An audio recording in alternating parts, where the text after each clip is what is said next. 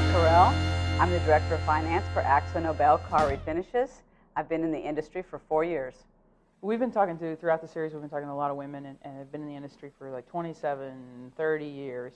And so I'm really excited that you have kind of a younger, fresh perspective on our industry.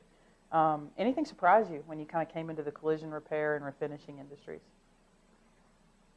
Well, I didn't know much about and never thought about paint and its application in collision repair. I had some experience with chemicals in my previous industry, but I never thought about it. Right. I never thought about the people or what was involved or how it worked. So it's been very interesting. My husband is an airbrush artist and actually was using some of our products before I began working here, and I was surprised because I didn't know that either. Right. So I have a little bit of a flavor from that because he works with Bodyshop sometimes, and I like the fact that I can get a little bit close to the customer sometime because my background is I used to make something. I like the fact that you can see what you do and see the finished product. You know, if something's right. better than the way that it was before. So I guess that's what's interesting. Yeah. One of the things we're trying to highlight with the series is that this is such a vast industry that there are so many career opportunities within it. There's legal, there's finance, there's HR, there's technician, obviously, which we need, and there's but we have so many different paths for people to take. Tell us a little bit about your background and coming up to getting into finance and a little bit of that history. Well, I certainly admire the person who goes to college and says, I'm going to grow up to be a this, because I didn't do that. I went to college for a while, I quit, I said, working for a living in the Kroger delicatessen works for me. Then I realized it didn't, went back to school. I started working as a receptionist, and I just worked my way up. I found out I had an aptitude for finance, and I really enjoy it. I also enjoy a little bit of getting involved in the process that happens, not just the numbers side of it. Not maybe the selling side, because I recognize my limitations, but certainly the process, the manufacturing, the production, the fixing the car kind of thing. Right. So I did that, got my undergraduate at night, got my master's degree and my CPA at night while I was working at Nabisco. And then they transferred me here. Wow, that's quite an accomplishment to get a master's while still working a full-time job. Be proud of that. Yeah, I'm very proud of it. Yeah. Very proud of it. I think you take it more seriously when you're working too. It wasn't mom and dad putting me through school. It was me. So I was doing it for a reason. I wanted to be smarter and better and more qualified. Right.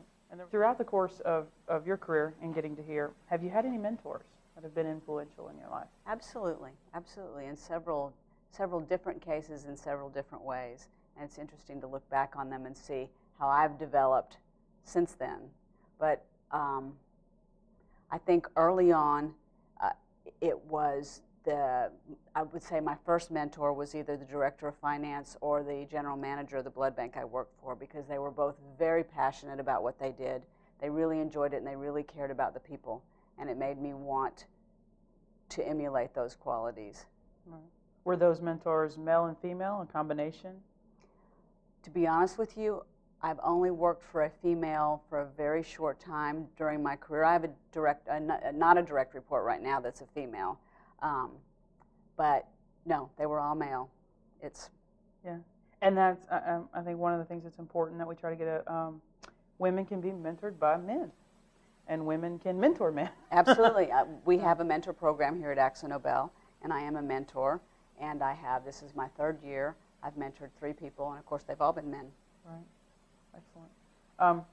Going back through careers and looking at leaders and thinking about your own leadership, there was a study done that said women take care and men take charge, and it was about the different leadership styles of men and women. Do you feel that men and women lead differently? I think everyone leads differently, and that question I actually remember from the questions that we looked at, and I thought long and hard about it because it's interesting. I do think I manage differently, and it makes me think about when I first moved to Atlanta at Nabisco. I was a female manager and it was all males that I worked with, and it was a big promotion for me, and so it was very important for me to be taken seriously.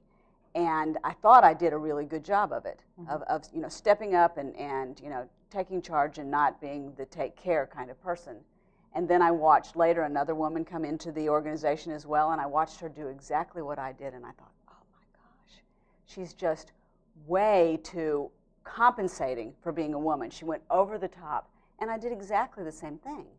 And it made me stop and back off. It made me say, I don't have to manage like a man to work in a man's world. I can manage with my style and be much more successful. And if sometimes that's more caring, it still can work. There was a study of 550 women between the ages of 22 and 29, and 95% of those respondents said that they still felt like there was a good old boys network and that they were excluded. Do you feel like we still have an old boys network in our industry? I do. I do feel like there's the network, but I do not feel like it has ever stopped me from getting where I needed to be or getting ahead. I've been in situations where I have been harassed. I've been in situations where certainly things happened that I didn't think. I mean, I was in plant manufacturing in a union shop. Let me tell you, I've heard it all. I mean, and you know, people got murdered for the things they said, you know, by other employees.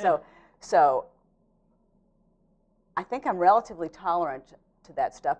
Nothing happened that stopped my career. I mean, nobody said, hey, do this or you can't be promoted. But yeah, it's there. I think the things that I did, particularly early on, it's not nearly so important at this age, and you know, my position comes with some level of respect already. But early on in my career, I felt it very important to separate myself from the secretary or the office pool.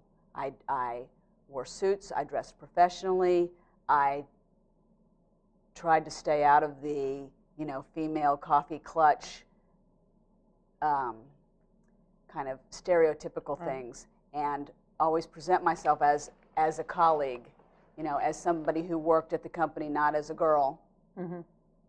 And I think it worked, because I think, I mean, I'm here through a man's world. Could I be further? Maybe so. I would if I was going to say what limited me, I'm more limited by the fact that I chose to have a daughter 13 years ago than anything else. Right. And those were my limits, not imposed on you. Right, exactly. Right. Do you think that some of your navigation had to do with the way you responded to some of the old boys network, that you were able to kind of work with it instead of trying to work against it? Absolutely. Absolutely. I certainly have never said, oh, you can't act that way in front of me, or treat me that way because I'm a female. I may say that's an inappropriate way to act, period, in front of anybody, and just not let myself get lowered to that. Well, maybe once or twice. but it's, I think I put those high expectations on myself, and I think people came around to that. I mean, it wasn't easy all the time, and it wasn't everybody. Right. I think in our industry, I mean, the perception of an old boys network is very true, not necessarily a perception, but not because the industry has made that a requirement, because those were the people that were willing to step up and assume those positions. And so if we look at the upper level of leadership in our industry, we see mostly men. It doesn't mean women can't get there. But you definitely can't get there if you're constantly punishing those above you for the success they've had. Right. You know, they're not going to invite you in the gates if you're carrying a sword. And trying to get that across to, you know, the sky's the limit in this industry for women. It's a wonderful time to be a female in the collision repair industry. But, you know, you don't take a hand grenade to a cocktail party. So. Absolutely. Well, I think it's a great time to be a female, period, and that companies are much more open to that. But you're absolutely right. You still have to earn it, and I surely wouldn't want it any other way but earning it. If you had another woman come to you thinking about getting into your career field and the industry in general, what advice would you have for them now? Well, it's kind of interesting because I have a 13-year-old who doesn't see that what I do looks appealing at all. Dad's job, not because he's a man, but just because artistic. It's artistic, right? Yeah. People go, oh, that's great. No one has come to me yet to say, gee, thanks for the budget. Yeah, You know? it's a phenomenal spreadsheet. Right, exactly. Wow. So I think that's my advice more than anything, is stop and look at what you really like to do, and then figure out if it's a good fit for your career goals.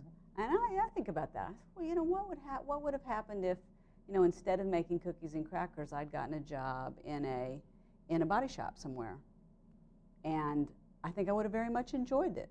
It's all part of taking something and fixing it, making it better.